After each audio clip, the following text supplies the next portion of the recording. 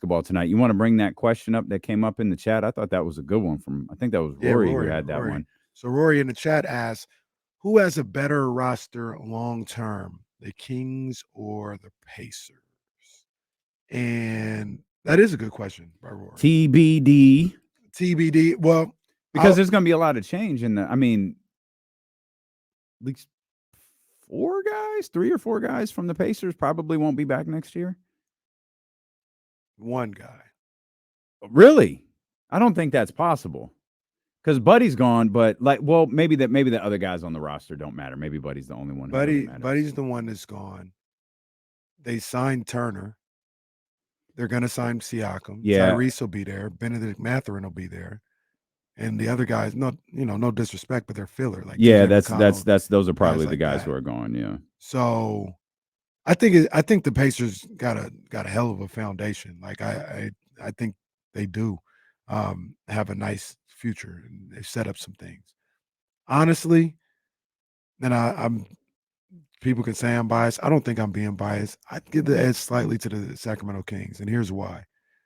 I think the Kings have 2 All-Stars, 2 All-NBA players, and a potential 3rd All-Star. I don't think the Pacers have that.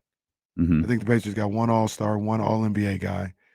I don't think Miles Turner's a borderline All-Star guy. I don't think Pascal Siakam's going to make is ever going to make an All-Star team or an All-NBA. So because of that, I give the nod to the Kings. Yeah, that's a good question. But it's close, and I'm sure I think it's the Kings Pacers also. Muse would say differently. You know that's a good roster. Like the Pacers got a really, really good roster. You know what the Pacers actually have? Like they've got a younger roster. So a lot of it could be one of those things where, yeah, right now maybe the Kings are like that much better. But you talk about Mathurin and some of those other guys on rookie deals. Yeah, that conversation could change pretty quick. Yeah. But I'd argue if Huerter can find his groove somewhere and you get a consistent version of Kevin Huerter, that's great. And not that Indiana doesn't, but I think the Kings have a move to make, right? So like, the Pacers just made it. Exactly. So Pacers made they might have one left though. They might have one left. They'll have some money, to give up to, but at the same time, now you're feeling like, okay, well, who am I? Yeah, right. What position am I going to go after? Yeah, but they might have a move. But I think you need a Malik Monk equivalent. Exactly. I don't know who that is. Unless you're saying Mathurin, like say you go get a shooting guard and make Mathurin a Malik Monk type, maybe that's the move. Mm-hmm. But I think the Kings have an opportunity to go get a player like a Levine, like a Kyle Kuzma, and add to that group. Pacers do too, but I think the Kings got another move to make. Harold's in the chat saying Pascal's a 2-time All-Star and 2-time All-NBA already. That's for sure. Nobody's disputing that's that. His past accomplishments. Yeah, I don't think he's ever reaching those levels again. And it's not that he's going to be bad.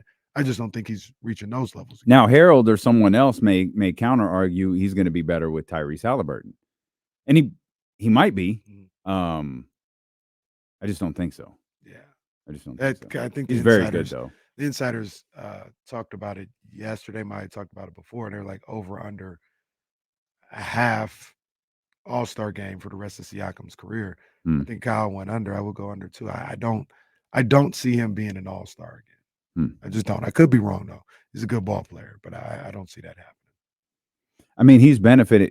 That almost sounded like derogatory. Like he's very good. Mm-hmm. He's benefited from being around really good players too, and that as as De'Aaron Fox knows, as more specifically De'Aaron Fox. De'Aaron Fox knows when you're around good players and your team wins, you can get some of those accolades. This is obviously a really good Pacers team. Maybe there are more accolades. All NBA seems like a stretch, but yeah, I get anyone who I completely get anyone who disagrees with that. Pacers got a hell of a setup right now. Hell of a setup. Shoot, I can't even get them past Philly yet.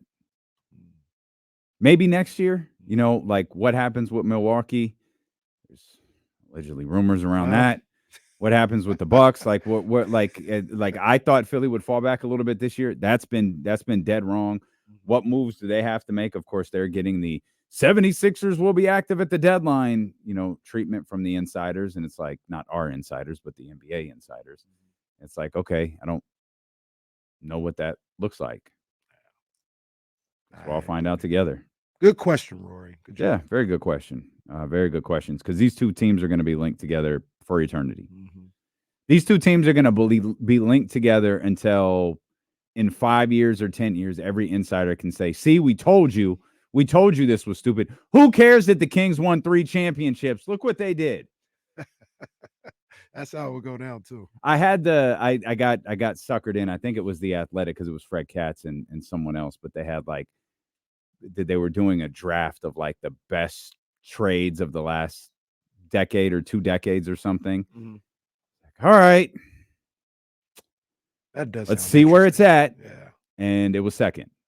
The Tyrese Halliburton. What was the art? What did the paragraph or whatever say? Do you remember? No, not off the top of my head, but it was complimentary towards Sabonis. It won't take me long to find this. I think it was a marquee article today. We joke about it and ranking the 15 best NBA in season. Okay, sorry, I did this wrong.